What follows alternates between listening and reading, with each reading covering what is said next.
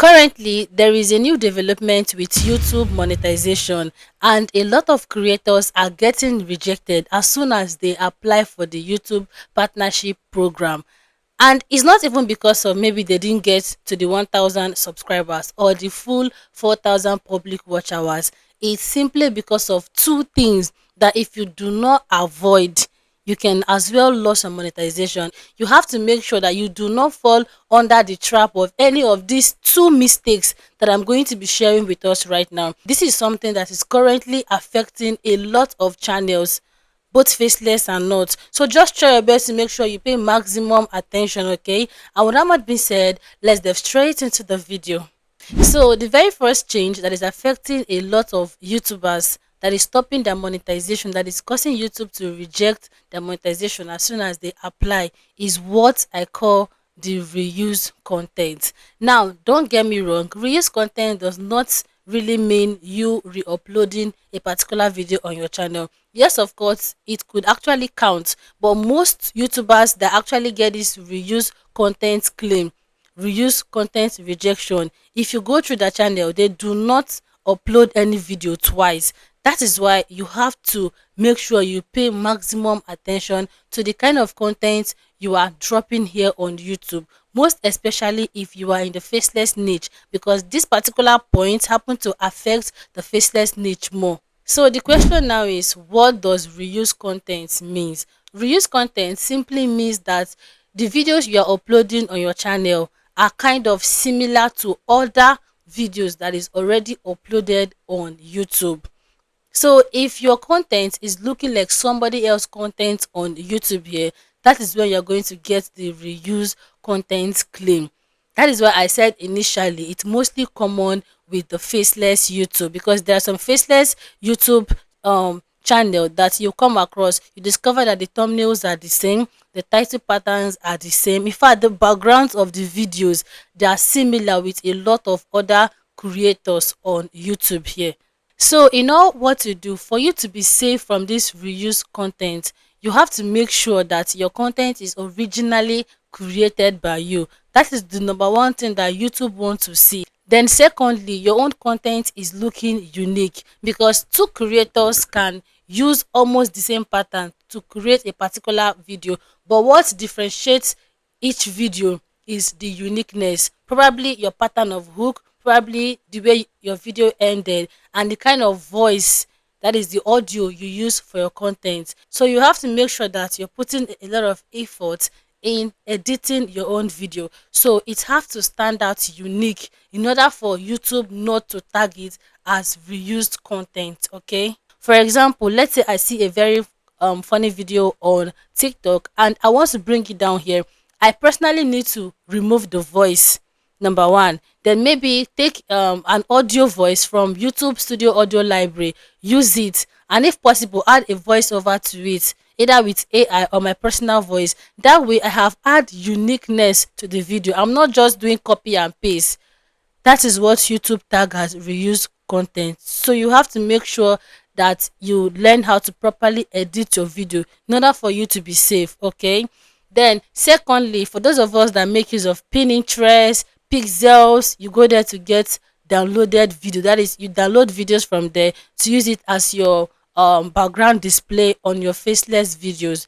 You have to make sure that you mute whatever voice coming from that particular clip you get from all those apps. Okay, then the third example of reuse content is you simply posting the exact type of video you see here on YouTube. Funny enough, in 2026, because from time to time I do channel review and so many people are still making this mistake till now.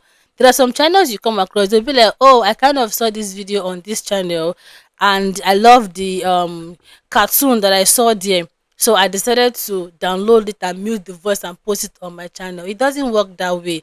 That is a video that has been uploaded directly on YouTube. Even if you like, go ahead and copy the exact script of that particular video. You copy the exact script, no tweaking at all at all. You bring it down to your own channel. You generate AI voice for it. You use their thumbnail, their title. YouTube is not going to strike you that minute, but when you want to apply for monetization, it's going to count. So you know what to do, just try to avoid other people's content. Now, it's actually safe for you to make use of somebody else's thumbnail. There is no offense in it, or even copying their title. There's no offense in it. But what YouTube is against is you reposting their own video, even if it is their script. Because you have to understand that every video that is being uploaded on YouTube here, YouTube have already scored the metadata. So if they see it somewhere else, then they're going to immediately tag your content as reused the minute you want to apply for monetization. Because once you want to apply for YouTube partnership program, they're going to take their time to review your content properly. So the midst of them reviewing your content and they notice these mistakes, they'll just give you the reuse content claim. Okay, so these are the three reasons why you can get that reuse content on your channel. Okay, now let's assume that you apply for the YouTube partnership program and YouTube just gave you that rejection, that reused content claim. The two things you need to, or the three things you need to ask yourself is, am I guilty of any of these? If you know sincerely you are not guilty of any of them, then you can go ahead to appeal. And if you're wondering how can I appeal, I don't want this particular video to be too long. I have done a video on that, on how you can appeal. Okay, so these are the video on my screen. You can check them out on my channel and follow the procedure, the step-by-step process on how you can appeal. But if you know that you are guilty of it, that is of the reuse content claim, don't bother appealing.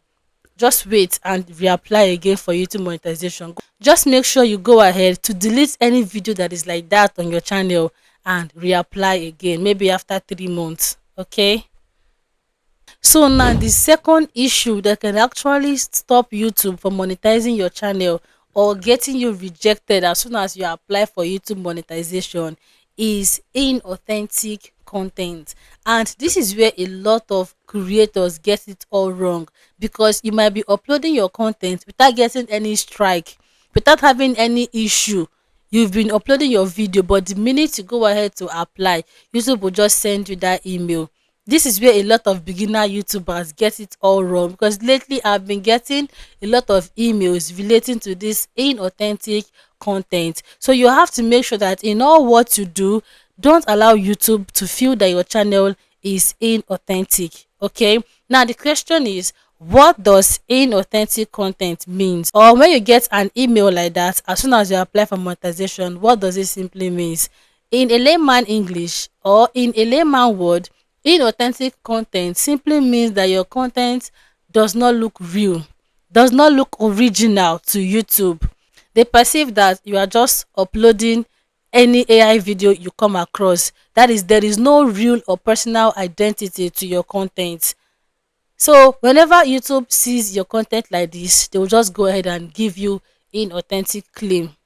So most times when we upload video as faceless creator, or when you upload a faceless content, be it normal face content, YouTube want to simply understand who is behind the content. That is number one. Then secondly, they want to know if the content is worth recommending to people, and they also want to know what the channel is all about. So if you're just uploading randomly, carelessly, without YouTube being able to answer these three important vital questions, then they can as well go ahead to tag your content as inauthentic. So number one good example of inauthentic content is, let's assume that you open your faceless channel and you are just uploading randomly.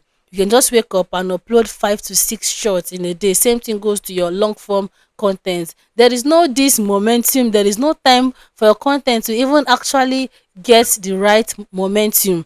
You're just dropping any random video. Today motivation, tomorrow oh how to make money, next tomorrow you are putting out dancing video, all AI, using any careless AI app to edit your video and bring it down here. This kind of content does not look original, and when you want to monetize, you're going to be answering a lot of questions, because YouTube is as well going to tag it as reused content, because YouTube is as well going to tag it as inauthentic content.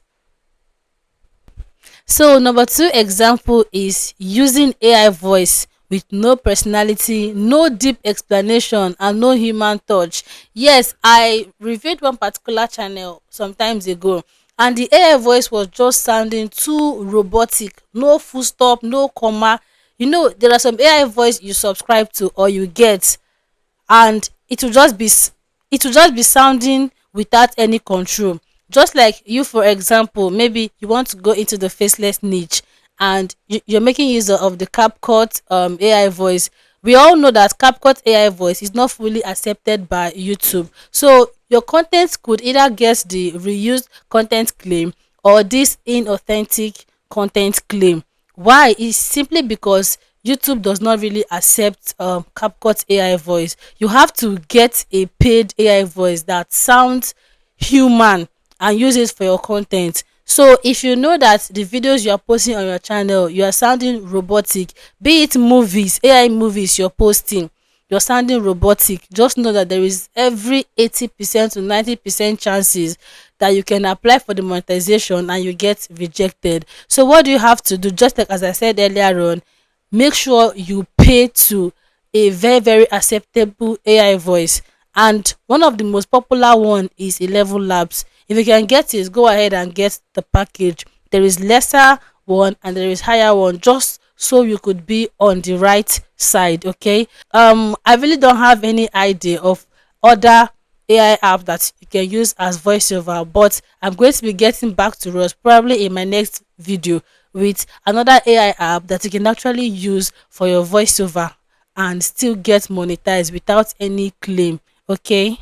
So another thing that I need you to understand today is that YouTube is no longer checking your content. They are also checking your channel before accepting you for monetization. So if your channel is looking like any of the things I just listed in this video, then you could either get that reused or that inauthentic content claim. So you have to try your best to make sure you avoid it. And how can you avoid your channel from getting inauthentic content claim? Is try to edit your channel properly. Try to make YouTube to understand that there is originality in your content, which is by making use of realistic AI voice. Emphasis on realistic AI voice that sounds human, that has this deep connection. There are some AI voice that you will listen to that it will be sounding like somebody talking to you. Why there are some AI voice you will listen to, you could tell that this is a robot talking. No full stop, just direct.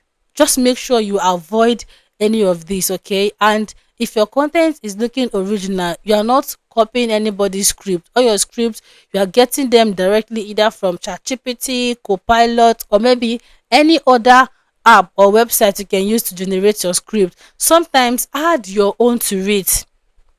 Let's say you're doing a prayer video, ChatGPT helps you to come up with a prayer video. Change some Bible verses there, add your own.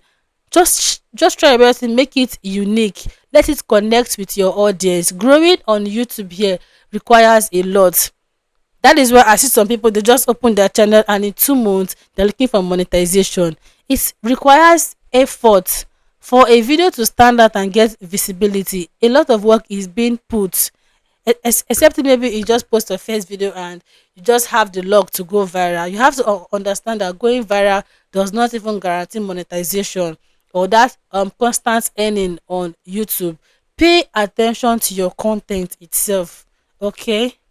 So now let's assume that you apply for the YouTube partnership program and you even get the inauthentic content claim on your channel, and you know deep down that your content does not really feel like that. What you simply have to do is to appeal and simply explain to YouTube and tell them that your content is not inauthentic. This is exactly where you get your voice from, because sometimes YouTube can misinterpret it or just go ahead and give us that inauthentic, knowing fully well that your channel is not practicing anything relating to inauthentic. They do that most especially if your kind of content is common on YouTube. That is, there are other channel doing exactly what you are doing.